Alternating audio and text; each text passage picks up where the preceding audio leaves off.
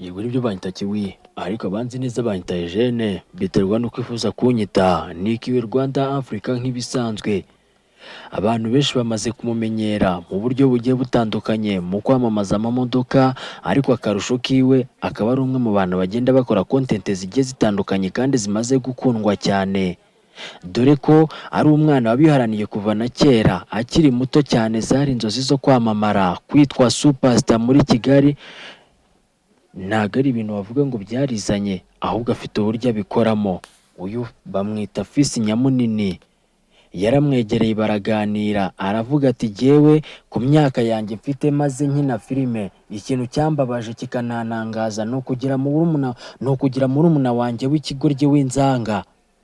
Aravuga ati reka mukubite umufungo, mukubite amafaranga, yenda ndebe ko yagaruka akaba umuntu muzima. Ese kuko ashoboye gukora iyihe business? Nimba ngiye kumukubita amafaranga menshi afatika, ese arabasha kuyabyaza umusaruro cyangwa biraza kurangira gutyo? Jeje ati njye ndi superstar, ndi igitangaza, ndarenze. Arangije abamushikuje amafaranga. Fils ati ndayamuhaye, nagende.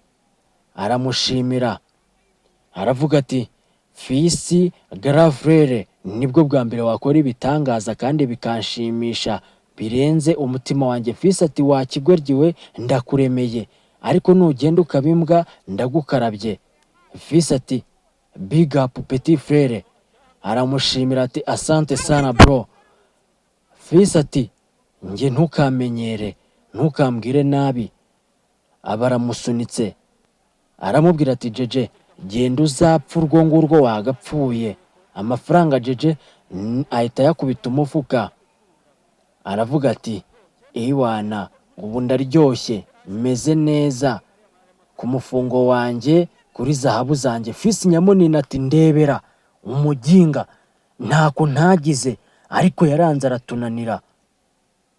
Mu by'ukuri birambabaza kubona mfite petit frere w'ikigoryi nk'uyu nguyu, amaze igihe kingana gutya kitari gitoya, ari umusenzi, ari umusega. Bararebana, aramubwira ati jeje ko nguhaye amafaranga uzayamaze iki? Jeje ati reka mbanze mbitekereze neza, numva icyo nzakoresha uyu mufungo grand frere ampaye. Ariko nubwo yampaye, ndabizi yuko nakoze amakosa menshi cyane, naramubabaje. Aha Kiwi yarimo abagira inama, arimo ababwira ati muri abavandimwe. Jeje aramureba aramubwira ati umenye ko ari we wananiye, atari jye wakunaniye grand frere. Naraje ngo tubane, ariko ntabwo banyemereye ko tubana koko. Fils aravuga ati jye ndumiwe kugira petit frere nk'uyu nguyu, nagahomamunwa, nakasamutwe. Kiwi arangije akubita Fils Nyamunini big up, aturakoze petit frere, urakoze kuremera umwana muvukana. Kiwi abwira Jeje ati jeje ubuzima bwo hanze buragatsindwa. Jeje ati ibyo ndabizi, iyi mihanda nayirukansemo igihe kinini, nzi byinshi kandi nabonye byinshi. Uyu mufungo grand frere nkubise nzi ko nzawubyaza umusaruro.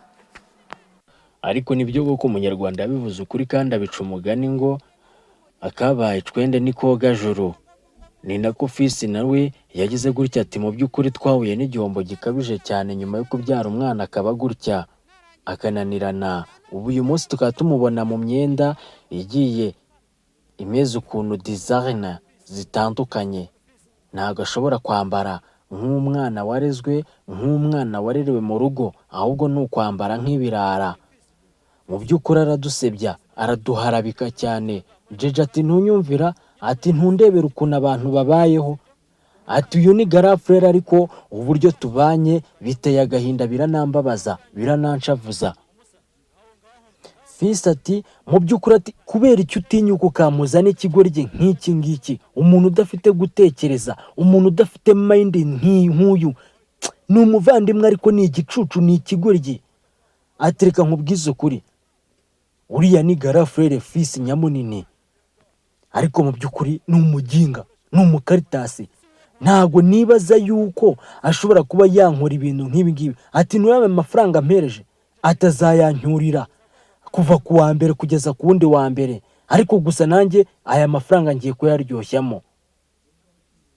Kiwi arangije aramubwira ati rero reka nkubwize ukuri, nyuma yo kubona ibitekerezo ufite bifututse bidafite icyo bivuze, aya mafaranga ngiye kuyagufasha, ahubwo wicara utekereze ku kintu ugomba kuyamaza, kuko ndamutse nyaguhaye ndabizi ntabwo wayamarana kabiri, wahita ujya kuyasindira, wayajyana mu ndaya.